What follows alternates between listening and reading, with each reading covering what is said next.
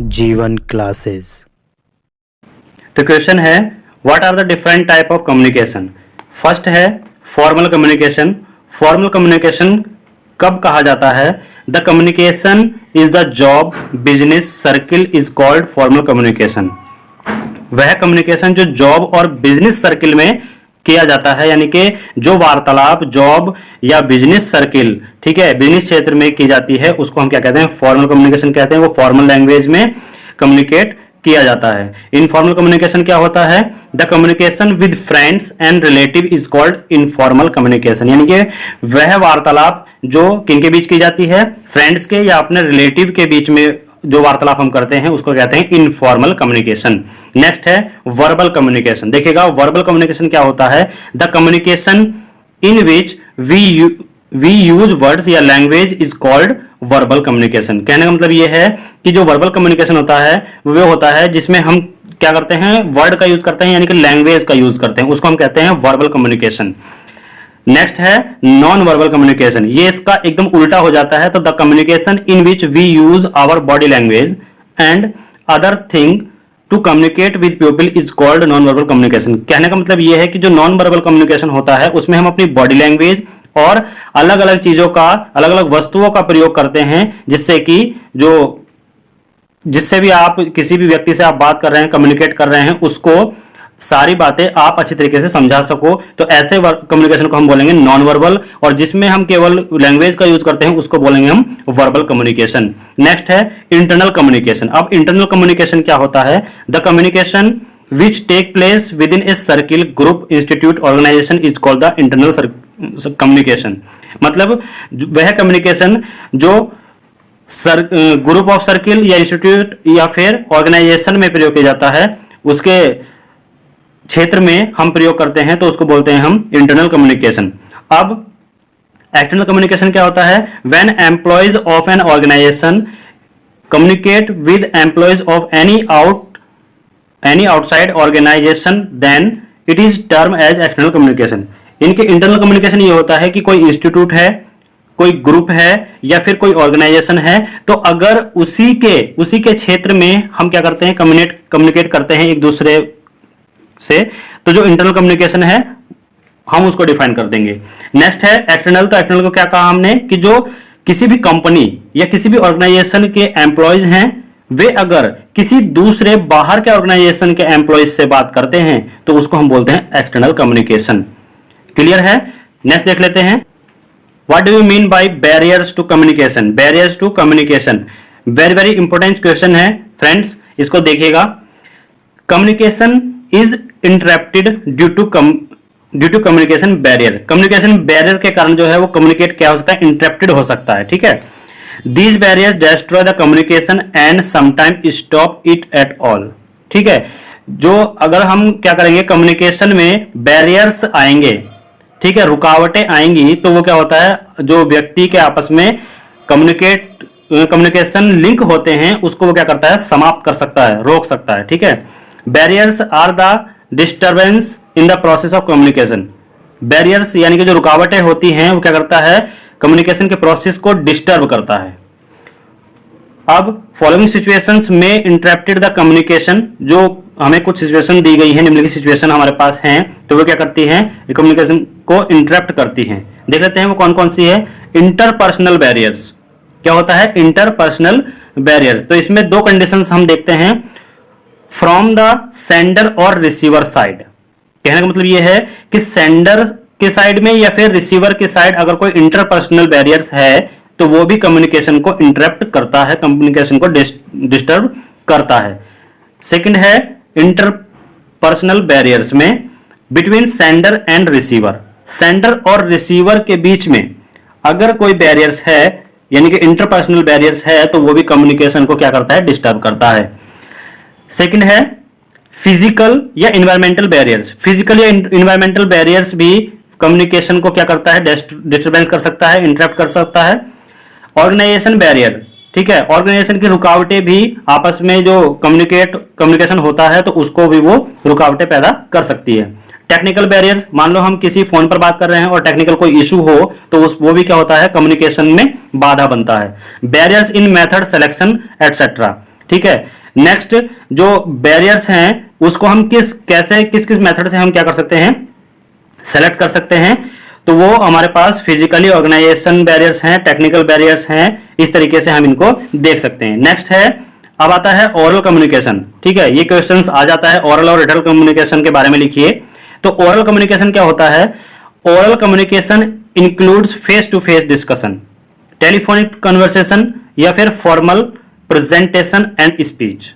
कहने का मतलब ये है कि ओरल कम्युनिकेशन जो होता है उसमें क्या इंक्लूड होता है?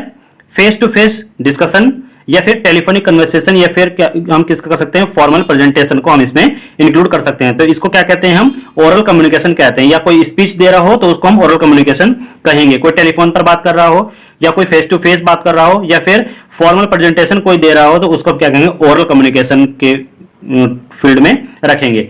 नेक्स्ट है रिटन कम्युनिकेशन। रिटन कम्युनिकेशन में आप नाम से ही इसमें समझ गए होंगे कि रिटन में या कोई लिखित जो कम्युनिकेट किया जाता है तो उसको हम रिटन कम्युनिकेशन बोलते हैं। Written communication includes memos, letters, reports या फिर computer print out and other written documents. मतलब रिटन डॉक्यूमेंट्स जो हैं और कंप्यूटर प्रिंट से जो भी रिपोर्ट निकली हुई है, कोई लेटर है, तो उसके द्वारा किया गया कम्युनिकेशन क्या कहलाता है, रिटन कम्युनिकेशन कहलाता है। तो फ्रेंड्स, आई होप आपको अच्छी तरीके से समझ में आया होगा।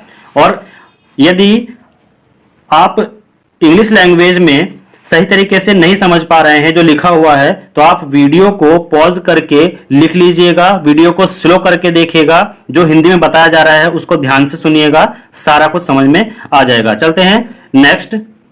अब देखिएगा स्टूडेंट्स, हमने लास्ट वीडियो में व्हाट इज सेंटेंस के बारे में हमने पढ़ा था और सेंटेंस के जो टाइप होते हैं उसके बारे में पढ़ा था, जैसे असर्टिव सेंटेंस, इंटरोगेटिव सेंटेंस और इंपरेटिव सेंटेंस, एक्सक्लामेटरी सेंटेंस और एप्टेटिव सेंटेंस। ठीक है, ऑप्टेटिव सेंटेंस, इनको हमने पढ़ा था। ठीक है, केवल हमने इनको देखा था कि ये टाइप होते हैं सेंटेंस के। आज हम इनके बारे में जान लेते हैं कि ये होते क्या हैं, डेफिनेशंस क्या होती है। तो देख लेते हैं assertive sentence. First, assertive sentence जिसको हम हिंदी में बोलते हैं साधारण या निश्चयात्मक वाक्य। साधारण या निश्चयात्मक वाक्य, ऐसा वाक्य जिसमें साधारण कथन या स्टेटमेंट प्रस्तुत किया जाए। ऐसा वाक्य जिसमें साधारण कथन या स्टेटमेंट प्रस्तुत किया जाए असर्टिव सेंटेंस कहलाता है। और असर्टिव सेंटेंस के 2 पार्ट्स होते हैं। फर्स्ट है अफर्मेटिव सेंटेंस और सेकंड है निगेटिव सेंटेंस। तो अफर्मेटिव सेंटेंस को हिंदी में बोलते हैं स्वीकारात्मक और निगेटिव सेंटेंस को हिंदी में बोलते हैं निषेधात्मक। ठीक है, क्या बोलते हैं, निषेधात्मक। तो स्वीकारात्मक में सेंटेंस हम देख लेते हैं कि सिंपल सेंटेंस कैसे होते हैं, जैसे गरिमा इज ए गुड गर्ल, गरिमा एक अच्छी लड़की है। और आशु हैड ए रेड पेंसिल। ठीक है, आशु हैड ए रेड पेंसिल, इनके आशु के पास क्या है, लाल कलर की पेंसिल है। He will write you a letter. और हमारे पास नेक्स्ट है it is very cold today. ठीक है, इस तरीके से जो सेंटेंस बनते हैं वो बनते हैं सिंपल सेंटेंस। और निषेधात्मक जो वाक्य है, निषेधात्मक जो सेंटेंस होते हैं, निगेटिव सेंटेंस, उसको हम कैसे बोल सकते हैं, उसमें मतलब नहीं का प्रयोग, उसमें जो है काम को मना किया जाता है। जैसे दे वर नॉट प्ले, वे नहीं खेलते हैं। ठीक है, वे नहीं खेल रहे हैं, तो ये क्या है, ये एक निगेटिव सेंटेंस हुआ। दे वर नॉट प्लेइंग, वे नहीं खेल रहे हैं। He will not help me, ठीक है, वह मेरी हेल्प नहीं करेगा। It is not Sunday today, आज संडे नहीं है। ठीक है, तो ये कैसे हुए, यानी कि नकारात्मक सेंटेंस है जिसमें किसी भी काम को मना की जा रही है, तो उसको बोलते हैं हम निगेटिव सेंटेंस, जिसे बोलते हैं निषेधात्मक वाक्य। नेक्स्ट हमने पढ़ा था इंटरोगेटिव सेंटेंस, प्रश्नवाचक वाक्य क्या होते हैं। तो ऐसे वाक्य जिनमें कोई प्रश्न पूछा जाए, जैसे कि इज दिस मैंगो राइप, तो यानी कि इसमें एक क्वेश्चन पूछा गया है। ठीक है, नेक्स्ट है वाज दैट बेगर ब्लाइंड, क्या भिखारी अंधा है। ठीक है, क्या भिखारी अंधा था, वाज है, तो इसमें क्या होगा, क्या भिखारी अंधा था। Does he take a cup of coffee. ठीक है, तो इसमें भी क्या कहा गया है, कॉफी के बारे में क्वेश्चन पूछा गया है। Have you written an essay, इसमें क्या है, जो एसे है उसके बारे में, लिखने के बारे में पूछा गया है, ये क्वेश्चन पूछा गया है, तो इसमें भी क्या होगा, ये इंटरोगेटिव सेंटेंस होगा। और who is your class teacher, ठीक है, यानी कि जो क्लास टीचर है, तो ये तुमसे पूछा गया है कि तुम्हारा क्लास टीचर कौन है। ठीक है, तो इसमें भी क्या है, क्वेश्चन पूछा गया है, तो ये भी क्या होगा, प्रश्नवाचक वाक्य यानी कि इंटरोगेटिव सेंटेंस में आएगा। नेक्स्ट है इंपरेटिव सेंटेंस। अब इंपरेटिव सेंटेंस क्या होता है, जैसे आज्ञा सूचक वाक्य। ऐसे वाक्य जिनमें आज्ञा, निवेदन, प्रार्थना, शिक्षा, सलाह आदि का भाव प्रकट होता है। ऐसे वाक्य में यू प्राय क्या होता है, छुपा हुआ होता है, यानी कि यू छुपा हुआ होता है। ठीक है, जैसे please give me your book, always help the poor, come in the class, please don't take my book. इस तरीके से जो भी सेंटेंस होते हैं वो क्या होते हैं, आज्ञा सूचक सेंटेंस या फिर इंपरेटिव सेंटेंस कहलाते हैं। क्लियर है। नेक्स्ट देख लेते हैं। नेक्स्ट है ऑप्टेटिव सेंटेंस, जिसे बोलते हैं इच्छा सूचक वाक्य। क्या है, ऑप्टेटिव सेंटेंस। तो ऐसे वाक्य जिसमें आशीर्वाद या इच्छा का भाव प्रकट होता है। कैसे वाक्य जिसमें आशीर्वाद या इच्छा का भाव प्रकट होता है तो उसे ऑप्टेटिव सेंटेंस या फिर इच्छा सूचक वाक्य कहते हैं। जैसे may you live long, may you succeed, O that I were a minister. ठीक है, इस तरीके से मतलब मे यू लाइव लॉन्ग, जैसे उसने कहा आप दीर्घायु हो, तो उसने आशीर्वाद दिया है, तो ये क्या है, इच्छा सूचक वाक्य है। ठीक है। नेक्स्ट है एक्सक्लामेटरी सेंटेंस, जिसको हम बोलते हैं विस्मयादिबोधक वाक्य। तो ऐसे वाक्य जिसमें हर्ष, शोक, आश्चर्य आदि हृदय की तीव्र भावनाएं, ठीक है, हृदय की तीव्र भावनाएं प्रकट हों तो एक्सक्लामेटरी सेंटेंस कहलाते हैं। जैसे देख लेते हैं, what a fine weather, how bravely you acted, alas her Bobby died, hurrah we have won. ठीक है, तो इसमें क्या है, एक विस्मय यानी कि एक हर्ष का भाव इसमें दिखाया गया है, आश्चर्य का भाव इसमें दिखाया गया है, तो ये क्या है, विस्मयबोधिक वाक्य या फिर एक्सक्लामेटरी सेंटेंस कहलाते हैं। अब नेक्स्ट है एक्टिव एंड पैसिव वॉइस। अब देखिएगा एक्टिव एंड पैसिव वॉइस क्या होते हैं। एक्टिव वॉइस को हिंदी में बोलते हैं कर्तवाच्य। ठीक है, क्या बोलते हैं, कर्तवाच्य। और पैसिव वॉइस को हम हिंदी में बोलते हैं कर्मवाच्य। क्या बोलते हैं, कर्मवाच्य। क्लियर।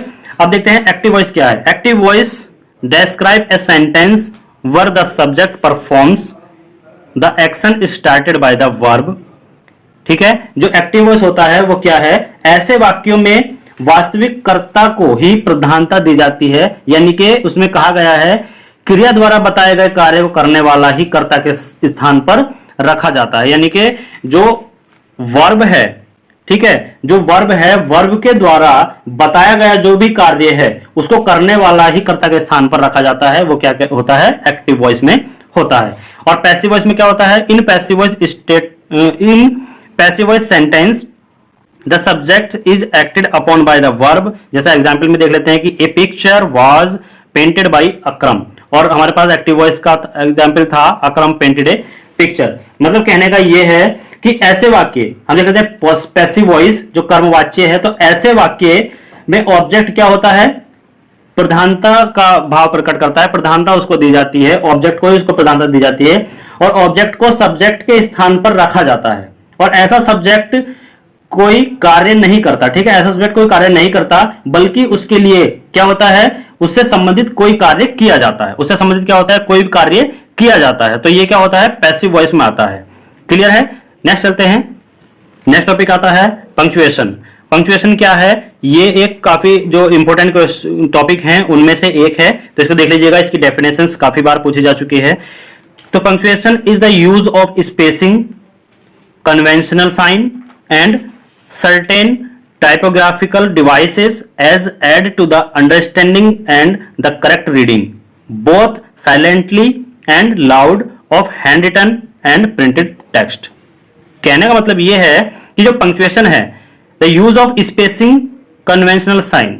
ठीक है, कन्वेंशनल साइन यूज होते हैं स्पेसिंग के लिए, एंड सर्टेन टाइपोग्राफिकल डिवाइस, और टाइपोग्राफिकल डिवाइस का यूज किया जाता है एज एड के लिए। ठीक है, एड की तरह यूज किया जाता है to the understanding and the correct reading.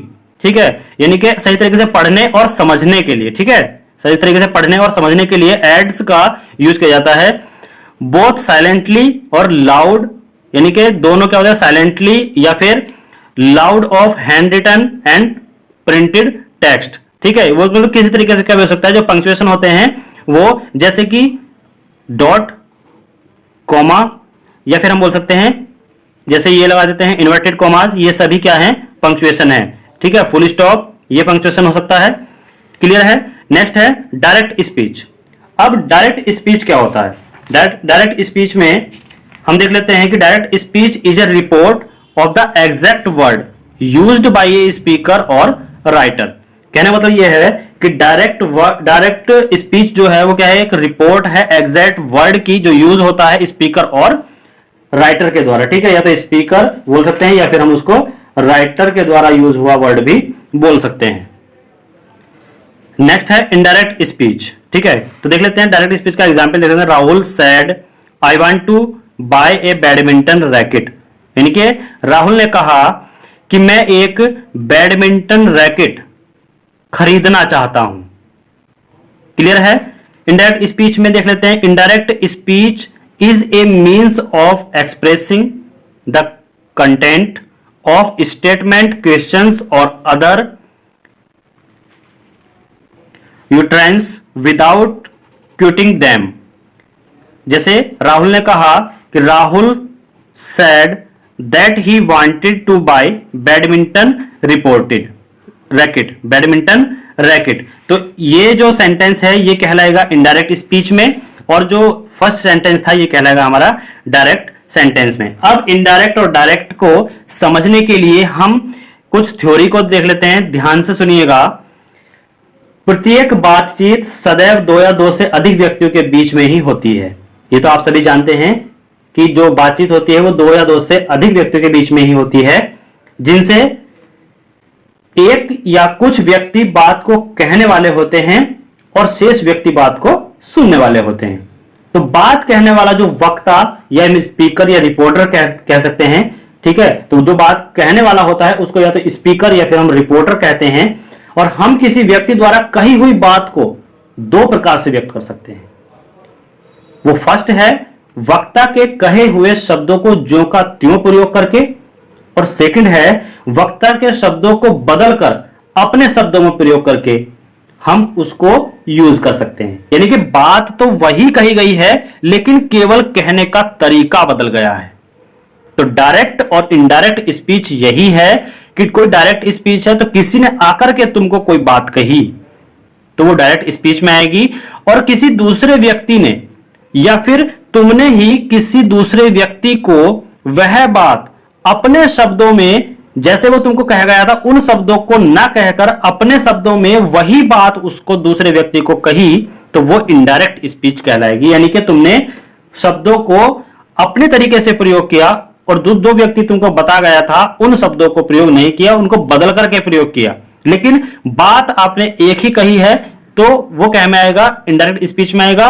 और जो बात तुमको डायरेक्ट वो कहा गया था वो क्या है, डायरेक्ट स्पीच में आता है। क्लियर है?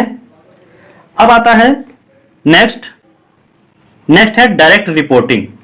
डायरेक्ट रिपोर्टिंग क्या होती है? डायरेक्ट रिपोर्टिंग, इसमें क्या होता है, वक्ता द्वारा, यानी कि जो भी वक्ता है, स्पीकर है, उसके द्वारा कहे गए शब्द मूल रूप से प्रयुक्त किए जाते हैं और उन्हें इन्वर्टेड कॉमाज में, क्या में लिखा जाता है, इन्वर्टेड कॉमाज में लिखा जाता है। ठीक है, किसी व्यक्ति द्वारा कही गई बात को अन्य व्यक्ति द्वारा इस प्रकार कहने के ढंग को हम क्या कहते हैं, डायरेक्ट रिपोर्टिंग कहते हैं। क्लियर है? ध्यान से सुनिएगा।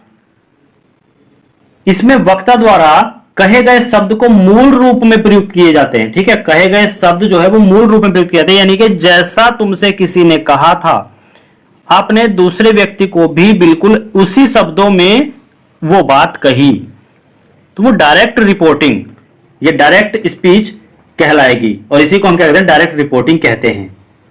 और ये किस तरीके से हम देख सकते हैं, जो डायरेक्ट रिपोर्टिंग होती है वो दो तरह की होती है, रिपोर्टिंग क्लाउज और रिपोर्टेड क्लाउज। क्या होती है, रिपोर्टिंग क्लाउज और रिपोर्टेड क्लाउज। तो फर्स्ट हम देख लेते हैं रिपोर्टिंग क्लाउज क्या होता है। यह वाक्य का इन्वर्टेड कॉमास से पहले का अंग होता है, जो पहले का भाग होता है वह है, जैसे हम लिख सकते हैं कि वाक्य के इन्वर्टेड कॉमास से पहले का जो भी हिस्सा होता है सेंटेंस का उसको हम कहते हैं रिपोर्टिंग क्लाउज। क्लियर है? रिपोर्टिंग क्लाउज कहते हैं। और सेकंड है रिपोर्टेड क्लाउज। रिपोर्टेड क्लाउज क्या होता है, इस वाक्य में इन्वर्टेड कॉमास के अंदर का वक्ता द्वारा कही हुई बात होती है। ठीक है, यानी कि जो वक्ता द्वारा कही गई बात है वो इन्वर्टेड कॉमास के अंदर लिखते हैं और उसको क्या बोलते हैं, रिपोर्टेड क्लाउज बोलते हैं। क्लियर है? जैसे आप देख सकते हैं एक सेंटेंस दिखाया गया है, गरिमा सेड इन्वर्टेड कॉमास है, I have seen the Taj inverted commas close. तो जो भी इन्वर्टेड कॉमास के बाहर वाला हिस्सा है उसको क्या बोलेंगे हम, रिपोर्टिंग क्लाउज बोलेंगे, रिपोर्टिंग क्लाउज। और जो भी इस इन्वर्टेड कॉमास के अंदर वाला हिस्सा है उसको बोलेंगे हम रिपोर्टेड, क्या बोलेंगे, रिपोर्टेड क्लाउज। क्लियर है? तो इसमें हम जो रिपोर्टिंग क्लाउज में देखते हैं वो भी 2 टाइप्स के होते हैं। फर्स्ट है रिपोर्टर यानी कि सब्जेक्ट, सेकंड है रिपोर्टिंग वर्ब और लास्ट है ऑब्जेक्ट यानी कि सुनने वाला। तो रिपोर्टर क्या होता है, कहने वाला होता है, और ऑब्जेक्ट होता है सुनने वाला, और रिपोर्टिंग वर्ब जो होती है वो उनको दोनों को जोड़ने वाली एक वर्ब होती है जिसको बोलते हैं रिपोर्टिंग वर्ब। सेंटेंस देख लेते हैं, the teacher said to the principal. अगर कोई हम सेंटेंस लें, the teacher said to be the principal, ठीक है, the teacher said to the principal, तो कहने का मतलब यह है कि यह हिस्सा क्या में आ रहा है, रिपोर्टिंग क्लाउज में आ रहा है, तो यह हिस्सा क्या होना चाहिए, इन्वर्टेड कॉमास से बाहर होना चाहिए। तो यह क्या कहलाएगा, द टीचर, यह स्पीकर यानी कि रिपोर्टर, और सेड टू क्या है, एक रिपोर्टिंग वर्ब है, और द प्रिंसिपल क्या है, ये एक ऑब्जेक्ट है। सेकंड आता है रिपोर्टेड क्लाउज में, अगर हम इसी वाक्य को और आगे बढ़ाएं तो ये इन्वर्टेड कॉमास के अंदर है, तो क्या होगा, I shall not come to college tomorrow. तो जो रिपोर्टेड क्लाउज होगा वो हमारा ये कहलाएगा जो इन्वर्टेड कॉमास के अंदर लिखा हुआ होता है। क्लियर है? यानी कि जो इन्वर्टेड कॉमास के बाहर होता है उसको बोलते हैं हम रिपोर्टिंग क्लाउज, और जो इन्वर्टेड कॉमास के अंदर लिखा हुआ होता है उसको बोलते हैं हम रिपोर्टेड क्लाउज। आई होप कि आपके समझ में आया होगा। नेक्स्ट चलते हैं, most and very very important points जो डायरेक्ट और इनडायरेक्ट स्पीच को, डायरेक्ट रिपोर्टिंग और इनडायरेक्ट रिपोर्टिंग को नियम के द्वारा समझाने की कोशिश हम करते हैं। तो समझिएगा, डायरेक्ट रिपोर्टिंग से इनडायरेक्ट रिपोर्टिंग में बदलने के लिए जो कुछ सामान्य नियम हैं उनको हम यहां पर देखने वाले हैं। इनडायरेक्ट रिपोर्टिंग यानी कि अप्रत्यक्ष कथन, आप देख लीजिएगा। तो इनडायरेक्ट रिपोर्टिंग पहले यही देख लेते हैं कि अप्रत्यक्ष कथन क्या होता है। ध्यान से सुनिएगा, इसमें वक्ता की कही हुई बात को मूल रूप में न रखकर कोई अन्य व्यक्ति अपने शब्दों में उस बात को कहता है, अपने शब्दों में उस बात को कहता है। यानी कि जो डायरेक्ट रिपोर्ट थी उसको हमने बताया था, और इनडायरेक्ट में क्या कहता है, वो अपने शब्दों में उस बात को कहता है। क्लियर है? डायरेक्ट में कोई भी आके तुमको कोई बात कहे और तुमने उसी के शब्दों में दूसरे व्यक्ति को वो बात कह दी तो वो क्या कहलाएगी, डायरेक्ट। और यदि किसी ने कोई बात तुमसे आकर के कही लेकिन उन शब्दों में ना कह करके तुमने किसी व्यक्ति को दूसरे शब्दों में वही बात कह दी तो वो क्या कहलाएगा, इनडायरेक्ट रिपोर्टिंग, अप्रत्यक्ष कथन कहलाएगा। तो देख लेते हैं, हम कुछ नियम देखने वाले थे जो डायरेक्ट रिपोर्टिंग से इनडायरेक्ट रिपोर्टिंग में बदलने के कुछ नियम बताए गए हैं, उनको ध्यान से देख लेते हैं। फर्स्ट है, साधारण वाक्य में रिपोर्टिंग क्लाउज के सेज टू को टेल में, ठीक है, सेज टू को टेल्स में, से टू को टेल में, सेड टू को टोल्ड में, और विल से टू को शैल से टू, ठीक है, विल से टू और शैल से टू को क्या में बदलते हैं, विल टेल और शैल टेल। मतलब कि विल से को विल शैल में बदलेंगे और शैल से टू को शैल टेल में बदलेंगे। याद रखिएगा, यह आपको डायरेक्ट और इनडायरेक्ट बनाने में हेल्प करेंगे। नेक्स्ट नियम है, रिपोर्टिंग क्लाउज में जब केवल सेज, से या सैड या फिर विल से या शैल से हो, याद रखिएगा, सेज, से, सैड, विल से या शैल से हो तब उन्हें ज्यों का त्यों रखा जाता है। तो अगर कहीं भी अगर आपको ये वर्ड दिखाई दें यानी इनके साथ देखो टू था लेकिन अब इनके साथ टू नहीं है। तो आप जो करेंगे वो सेंटेंस को क्या रखेंगे, ज्यों का त्यों ही रखेंगे, याद रखिएगा। थर्ड पॉइंट है इनडायरेक्ट क्लॉज में वाक्य से इन्वर्टेड कॉमाज हटा दिया जाता है। तो इसका मतलब यह है कि इन्वर्टेड कॉमाज का हम किस में यूज करेंगे, केवल डायरेक्ट में। और जब इनडायरेक्ट हम लिखते हैं तो उसमें से क्या करते हैं हम, जो इन्वर्टेड कॉमाज होता है उसको हटा दिया जाता है। नेक्स्ट इसका नियम है रिपोर्टिंग क्लाउज के बाद प्रयुक्त कॉमा भी हटा दिया जाता है। ठीक है, रिपोर्टिंग क्लाउज के बाद जो कॉमा है उसको भी हटा दिया जाता है। वाक्य में रिपोर्टिंग पार्ट यानी कि कही हुई बात को प्रधान वाक्य से जोड़ने के लिए दैट या किसी अन्य उपयुक्त कंजुकेशन, ठीक है, कंजक्शन का प्रयोग किया जाता है। अन्य उपयुक्त कंजक्शन का प्रयोग किया जाता है। अब यह है क्या प्रधान वाक्य, मतलब जैसे हम कह सकते हैं कि राहुल सेड, राहुल ने कहा, और क्या कहा वो हम लिखेंगे इन्वर्टेड कॉमाज में, तो ये हुआ डायरेक्ट। जब हम इसे इनडायरेक्ट में लिखेंगे, ठीक है, तो क्या होगा, राहुल सेड, यानी कि जब इस वाक्य को हम बनाएंगे तो ये इन्वर्टेड कॉमाज हटा दिया जाएगा और क्या आएगा, राहुल से दैट। और जब हम इनको हटाएंगे तो एक दैट का प्रयोग होगा या फिर अन्य उपयुक्त कंजुगेशन का यूज होगा, जो भी जिसके बदले में आता है, और उसमें यूज करके हम उस सेंटेंस को बनाएंगे, तो वो बनाएंगे हम इनडायरेक्ट क्लॉज में। ठीक है, हम बनाएंगे इनडायरेक्ट सेंटेंस यानी कि indirect speech, indirect reporting. Clear. तो इनडायरेक्ट क्लॉज क्या होता है, कॉमास के अंदर जो इन्वर्टेड कॉमास आता है उसके अंदर का भाग होता है, और डायरेक्ट क्लॉज क्या होता है, इन्वर्टेड कॉमास के बाहर वाला भाग होता है। तो फ्रेंड्स इस वीडियो में इतना ही।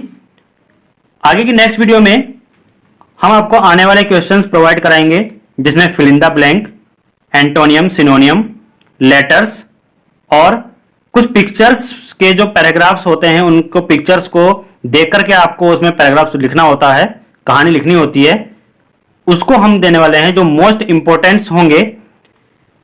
तो वह वीडियो आपको जल्द ही मिल जाएगी, बने रहिएगा आपने अपने चैनल जीवन क्लासेस में।